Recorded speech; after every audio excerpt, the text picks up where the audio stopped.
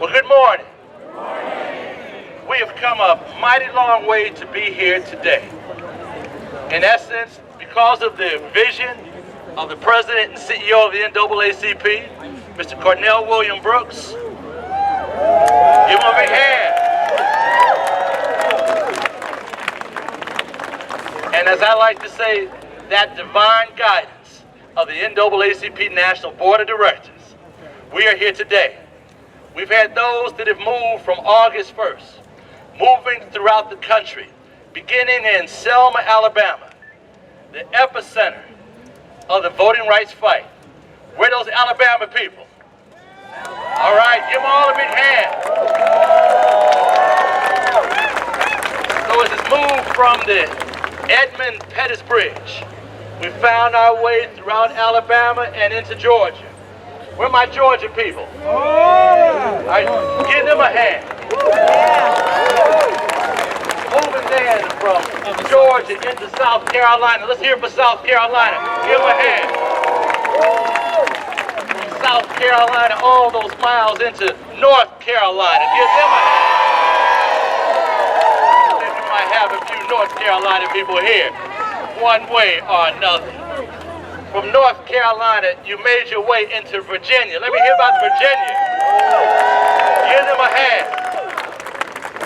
And as of yesterday, those brave marchers broke that 1,000-mile mark coming into Washington, D.C. 1,000 miles for justice, America's journey for justice. Give them a hand.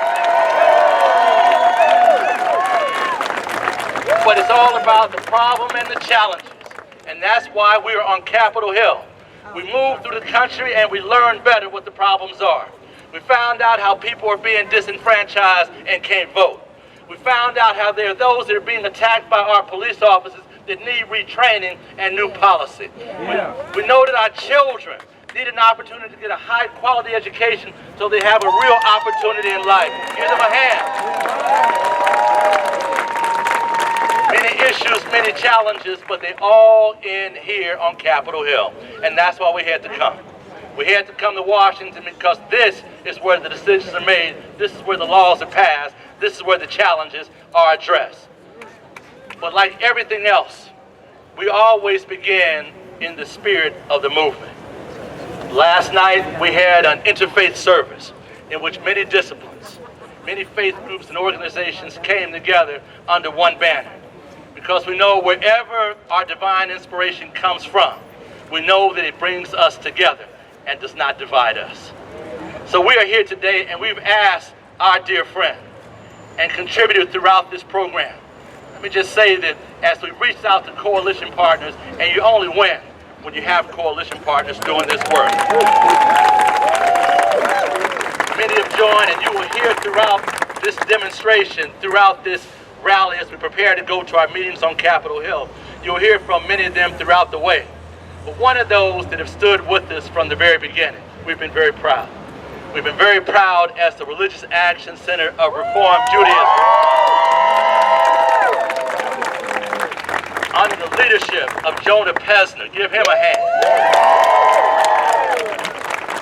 Lined up our rabbis to bring the Torah on the march. In essence, beginning in Selma, Alabama, standing next to all of us, and the Torah being held, handed from one rabbi to the next as we move from jurisdiction to jurisdiction and state to state. It was a wonderful thing to have. But I'd like to bring now to the podium, to bring us that inspiration to begin today's program, our dear friend from the Washington Hebrew congregations, Rabbi Seth Limmer.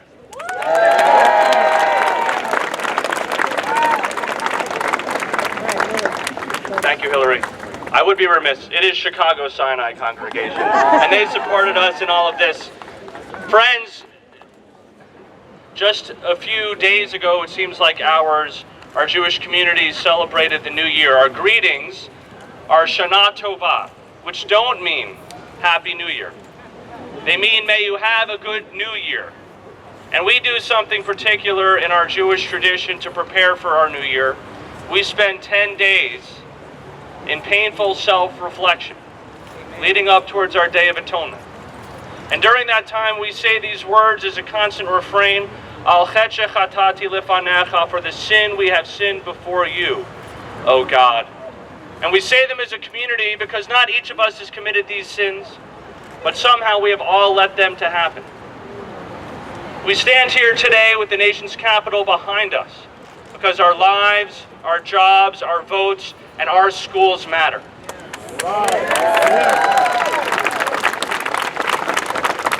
It is time to rehearse our sins, Al chetche chatati lefanecha, for the sin we committed before you by letting the powerful Voting Rights Act of 1965 fall back, for letting voting rights be stripped, for letting disenfranchisement happen. Al chetche chatati lefanecha, Al chetche chatati lefanecha, for letting the working class become the lower class, for making work not equal to dignity. Al chetche chatati lefanecha, our schools matter. Al chetche chatati lefanecha, that even when we can create a wonderful environment for our young people to go to, too many of them can't find safe passage there, can't find food at home, to have a full stomach to do their homework. Al chetche chatati lefanecha, Al chetche chatati lefanecha, our lives matter. For the sin we have committed before you, by letting our society not just too often be divided into black and white, but for letting our law enforcement do the same. We have many societal sins for which we need to atone, and our tradition teaches us, for sins between God and humankind, our Day of Atonement takes care of them all if we're sincerely repentant. But more importantly, if there are sins between one human being and their fellow human beings, Ein Yom HaKippurim mechaper ad sheyiratzeh et chaveiro.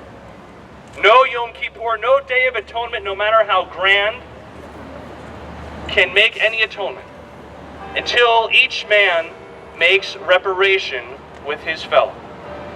That is the work we are here to do today. That is why this Torah was carried not just by rabbis, not just by Jews, not just by believers, but by Americans who want to make reparations, who want to be what our prophet Isaiah challenged us all to be, restorers of the breach, ones who bring peace. Friends, we are here today. Let us restore the breach, let us bring peace, and let us make this a good, meaningful, sweet, happy, victorious, and justice-filled New Year. Amen.